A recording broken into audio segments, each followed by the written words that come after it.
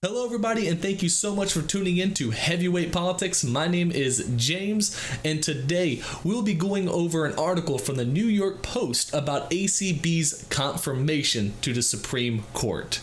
Now, before we get started with that, however, if you haven't already, go ahead and like this video, subscribe to the channel for more content like this. It really does help, and it really does go a long way. But let's go ahead and jump right into the article. Democrats threaten court upheaval after Coney Barrett's confirmation. Now, this shouldn't be a surprise to us, right? I mean, how often has Joe Biden at this point avoided the question whether they want to pack the courts or not? And the reality is right now, so many people in the Democrat Party are now openly talking about dismantling the third branch of government, one of the most important checks and balances when it comes to legislative power, when it comes to executive power. They're talking about completely basically eradicating it and turning it to an arm of the legislator, turning it to an arm, frankly, of just the Democrat Party in general.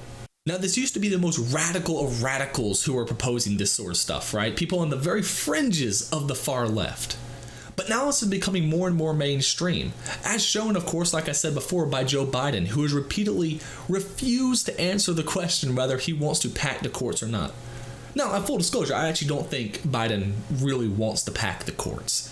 I don't think he's that dumb. I think he sees the problems that would entail, but he has to, at the same time, throw that red meat out to the fringes, because now the fringes of the Democrat Party, the people who are considered, again, the most radical of radicals, have become the normal base of the Democrat Party. They become the people who they rely on more than anyone else, which is kind of bizarre considering the fact of just how radical these people truly are. We see them right now in Portland burning the city down. We see them in Detroit. We see them right now, of course, in Philadelphia, just destroying everything in their path. Yet these are the people the Democrats today want to cater to. But it doesn't come just from Joe Biden saying or refusing to answer the question of whether or not he wants to pack the courts. It's now coming again from me and the congressmen and senators of the Democrat Party in our own government at this moment. Now, recently, Senator Coons was on the Rachel Maddow show, and she asked him, how are the Democrats going to get retribution on the Republicans for getting a majority conservative court? Now, that right there should be a major red flag, right? Retribution. They don't care about justice. They don't care about any bits of equality. They don't care about the rule of law. They care about retribution. This is a political act against their political adversaries. And Coons obviously continued to just play along with this idea. He said, we've got to have a wide open conversation about how do we rebalance the courts. Because we have seen hundreds of conservative judges put on circuit courts and district courts all over the country in the last 4 years. In many cases, too young, too unqualified, and too far right to be allowed to sit peaceably without our re-examining the process, the results, and the consequences. Now, there is a lot to unpack in that one statement alone. First off, far right, too far right. Because apparently saying that you agree with the rule of law and say you're originalist means too far right. But there's something else here, and something that I don't think a lot of people have been talking about. See, through the Trump administration, one thing that has been kind of slipping through the cracks when it comes to what the Democrats have been hammering for is how many judges they have now appointed to district courts and just to all the lower courts throughout the country.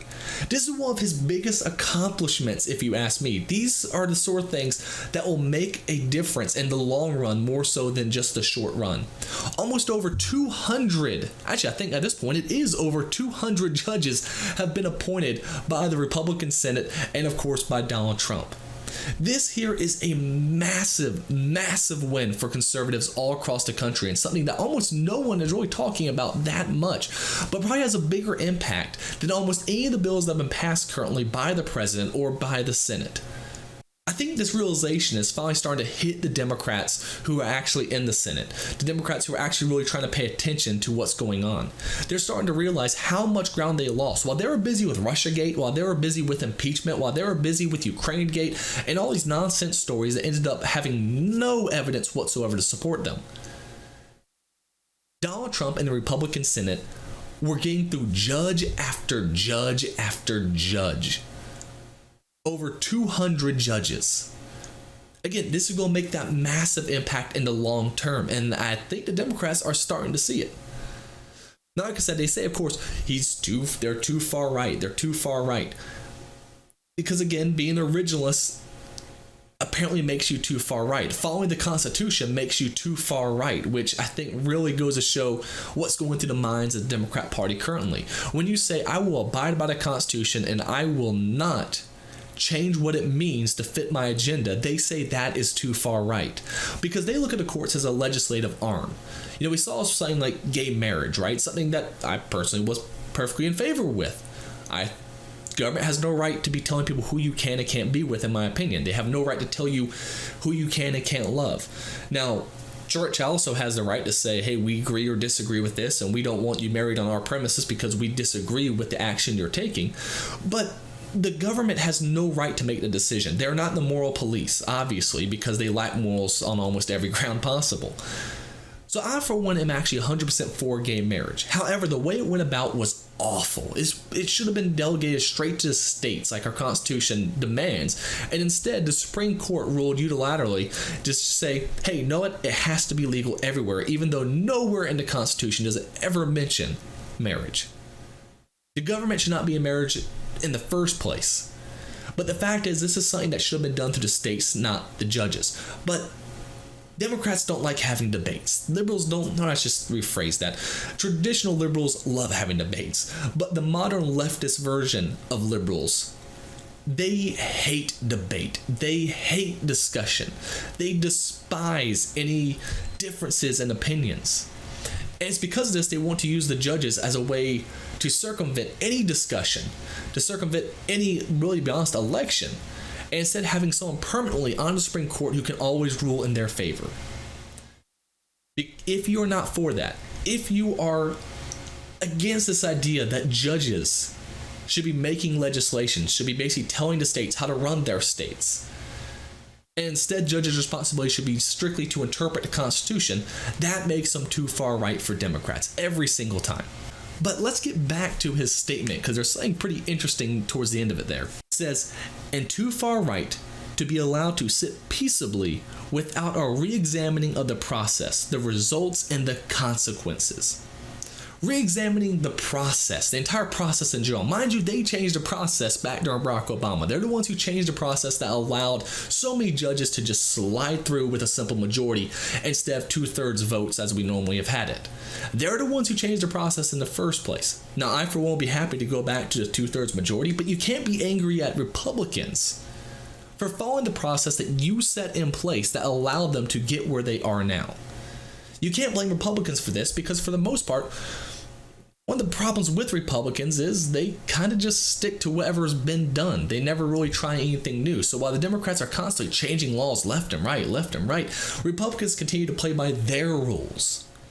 Well, this was a case where Republicans played by the Democrat rules. They played by the Senate changes that were made under Barack Obama. They played under those rules and won. And now the Democrats are upset about, so now they're saying, oh, we need to re-examine the process. We need to re-examine the process. This isn't a process issue. So Senator Chris Murphy addressed the recent speculation about the potential for Democrats to expand the Supreme Court and push court changes should they win back the White House and Senate in November. What he said was, will Democrats go to new extraordinary lengths to maximize their power given the extraordinary lengths Republicans have gone to maximize their power? This is not a conversation that is ripe enough yet, but what do the Republicans expect? You notice what he does there. You notice how he sits there and pushes it back to Republicans. Again, this was a process change that was made by the Democrats, never by the Republicans, yet they're continually trying to hit Republicans for that change to make it out to be that they were the ones who decided to go this route in the first place. And again, he is not alone. Even Kamala Harris, even Kamala Harris has said, today Republicans denied the will of the American people by confirming a Supreme Court justice through illegitimate process. An illegitimate process, of course, is following the Constitution. All of their efforts to gut the Affordable Care Act and strip healthcare from millions with pre-existing conditions. Now, here's one thing that's kind of amused me through this whole process with Amy Coney Barrett. At the beginning, they were really hammering for Roe v. Wade, right? Saying that she's going to take away abortion rights. She's going to take away abortion rights. Of course, not realizing that even if it was repealed, which I doubt it ever will be, it would just fall into the states. If you were in New York, you would still be able to get an abortion. That doesn't change anything under the law when it comes to the federal government for the most part. However, it didn't really seem like it was hitting right, so then they started transitioning. They started moving away to now we're talking about the Affordable Care Act. We're talking about the Affordable Care Act over and over and over. Now, for one, if the Affordable Care Act was so good, if Obamacare was so good, then why is Biden coming out with Biden Care, right? Why are they coming out with new health care proposals if the Affordable Care Act was that good? The truth is it wasn't. It was awful. People lost coverage left and right. I saw people lose coverage left and right. Thank God we got rid of the mandate, at least. I worked in the tax industry at the time, and seeing people having to pay extra at the end of the year because they didn't buy something the government told them they had to buy, it was absolutely ridiculous. These people who could barely afford to get health coverage because of the rising prices were now being fined because they couldn't afford it. Like, that makes any sense at all. And last but not least, not to be outdone, Chuck Schumer also had a comment that he made while speaking on the Senate floor. The Republican majority is lighting its credibility on fire. The next time the American people give Democrats a majority in this chamber, you will have forfeited the right to tell us how to run that majority. Well, it's a good thing you won't be getting that majority anytime soon. If you haven't already, go ahead and subscribe to the channel, like the video if you have enjoyed it, and till next time, I'll be seeing you again real soon.